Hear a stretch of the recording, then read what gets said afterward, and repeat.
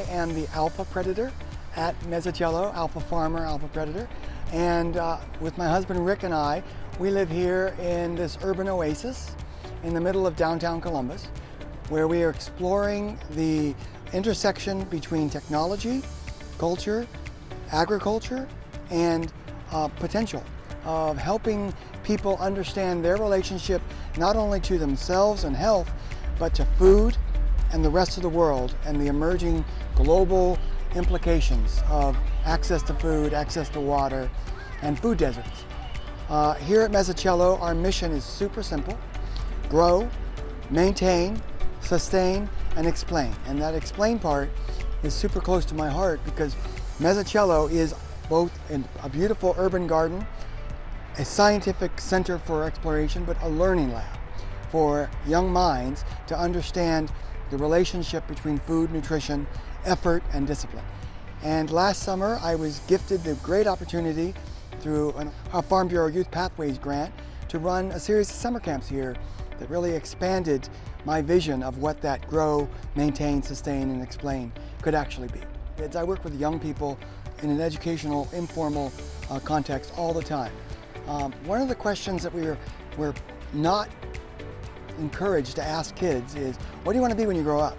However, the Youth Pathways grant reframed that context and allowed me to build programming around what they're interested in and what that would look like as a career. So the PASS Foundation, we work with the Ohio Farm Bureau Foundation, and I knew about the Youth Pathways grant because I've seen other people apply for it. And I thought it was really interesting what they were applying for.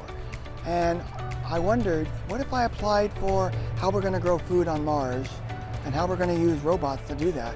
But I'm also curious about what kids think they would need to know to grow food in low Earth orbit, the moon or Mars, or in any city. So I applied, and surprisingly enough, I got the grant, and I was super excited about that. And what I ended up doing was using that grant to expand Mezzacello's mission of Explain.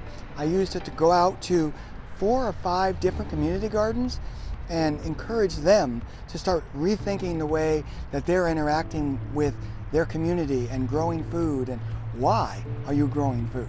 Food is really an important crisis point for me.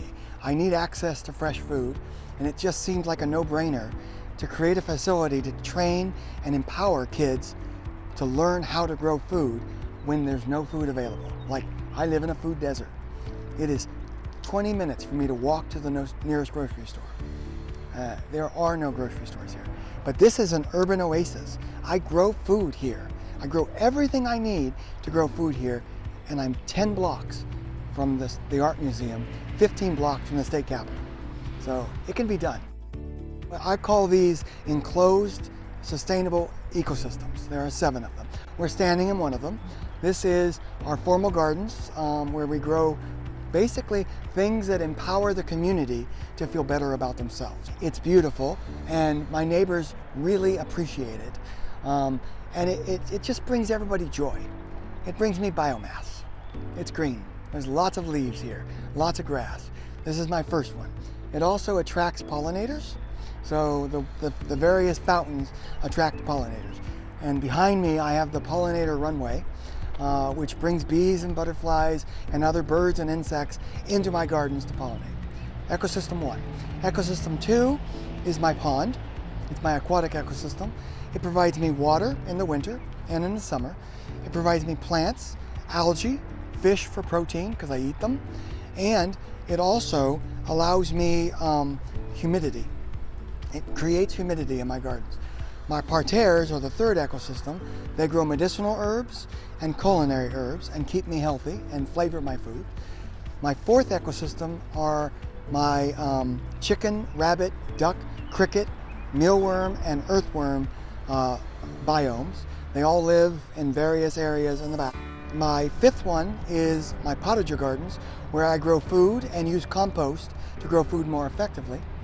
My 6th one are my compost generation systems, which are robotic systems that accelerate compost generation, so I have tons of compost. And my 7th ecosystem is actually my house, because I bring food in and I bring waste out. And so it processes food for every one of these other ecosystems. I don't live outside my environment, I am my environment. I named my grant with the Ohio Farm Bureau Foundation's Youth Pathway Grant, BioLego, because I wanted this to be the first block in a chain of systems that bring this idea to other neighborhoods in need. It can be replicated. It's designed to be modular. It comes with its own power system, its own water generation system, its own compost generation system. Add animals, plants, and humans dedicated to working that garden in the appropriate time, and you're done. And then the technology for telemetry, 5G, 4G, Wi-Fi, solar, wind power, all of that comes with it. It's completely modularized, and the entire system set is on my website to build it. The PASS Foundation has been a startlingly amazing partner to me, unquestioningly supportive to me. They provide a lot of technology. They provide me a lot of access to specialists in fields that I don't know about. And because most of PASS are anthropologists, that's the A in PASS, partnering anthropology with science and technology, I get to interview people that I would never ever come across, like the Amish, like scientists, like groups around the world, translators. So I've had great access to that. The Columbus Foundation, which is just down the street from me, is also a returning sponsor for me, as is the Scott's Company and their Miracle-Gro product. I'm using those as a control set because that's how most people understand agriculture. And it's not how I make agriculture, but it's important that I be able to talk to that. It looks like this, you can create it like this, you mix the two together, you could have this.